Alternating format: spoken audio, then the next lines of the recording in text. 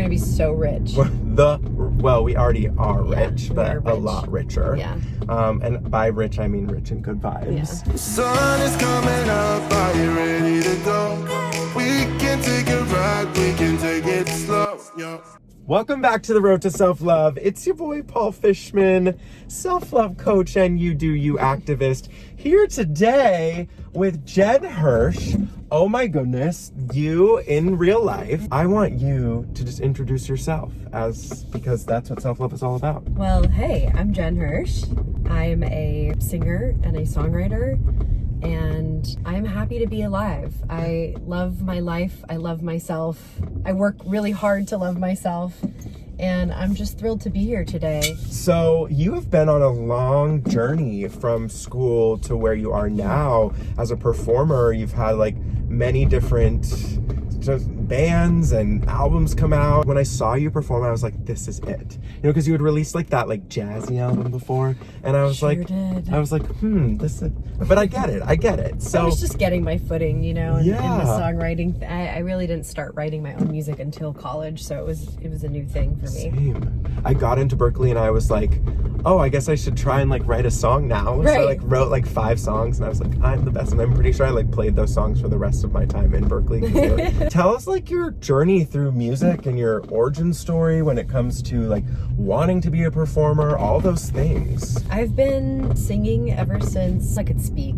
I was singing. My parents had me in voice lessons from like a very early age. I literally just finished the edit to my new music video, and there's a little clip of me at like age 6. Yeah, it's pretty much just been a part of my life and my being since I can even remember.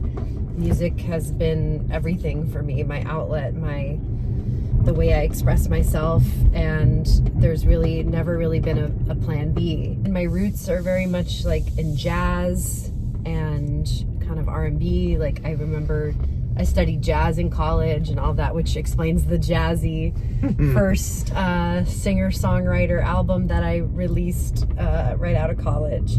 I did have a brief stint on American Idol, and then after that, I sort of wanted to rebrand myself after, you know, I was pretty like embarrassed after all that. I mean, there's nothing to be embarrassed about, but it just was a time in my life I was ready to like put behind me, and I wanted to just like create a dance party.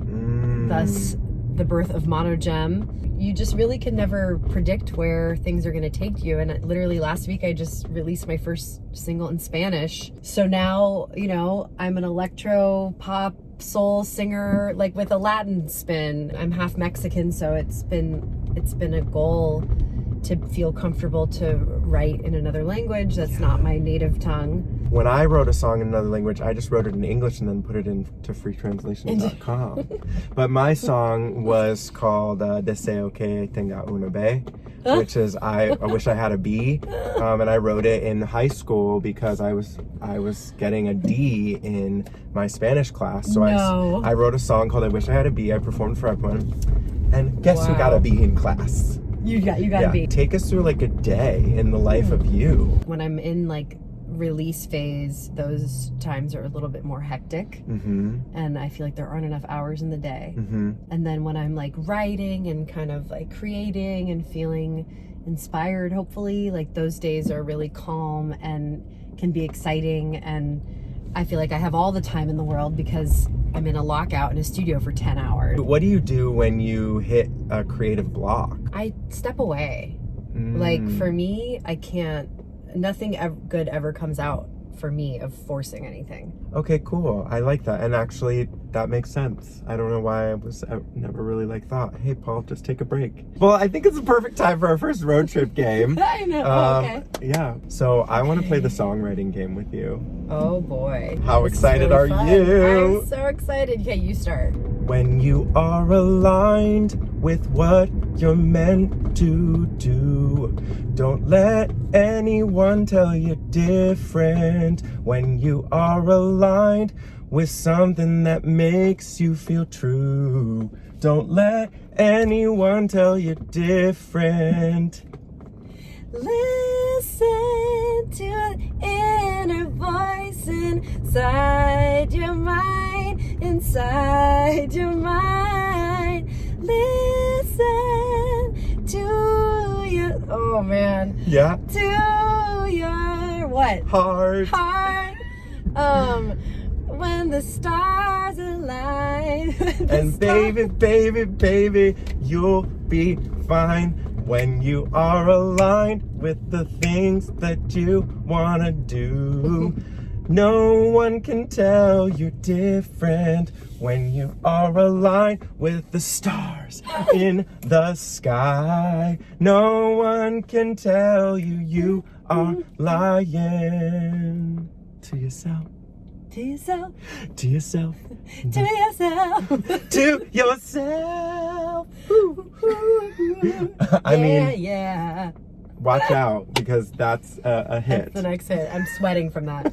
I feel like as though when I aligned with what my truth was and what I was really meant to do, which is show up and empower people to love themselves unconditionally, is that I can now do all of the things that I always wanted to do. I love it. Do you feel like that's like happened for you? It's really hard to be an independent artist. Mm-hmm. And I mean, I was literally in tears last night with a friend being like, I don't have this and I have all these expectations, and how could I be on Rolling Stone last week and I don't have a manager and I don't have an agent? How cool is it that you have all these accomplishments and you are doing it all on your own? I know. That really is the most empowering thing. That tells me anything. It's like no one is ever going to go after this dream of mine more than I am.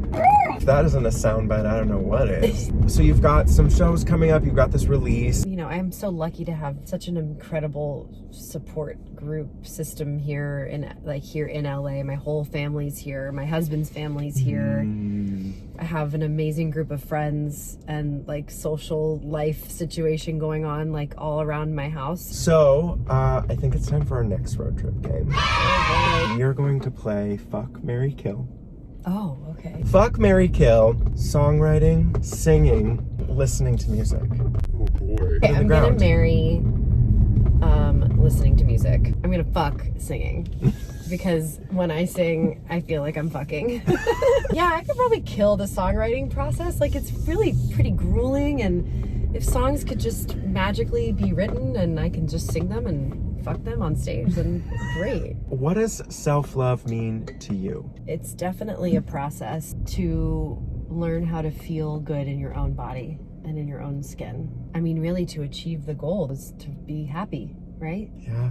I mean, how can you be happy if you don't love yourself? Jen, this has been like the most fun ever. I had so much fun. Where can everyone find you? Where can people listen to your music? Spotify, Apple Music, iTunes, Amazon, Pandora, all the things. Tidal. What's the best way to actually like support the artist? Add my songs to your playlists. Absolutely. And that will really help. It helps. Well, on that note, Jen, thank you so much for joining us on the road to self-love.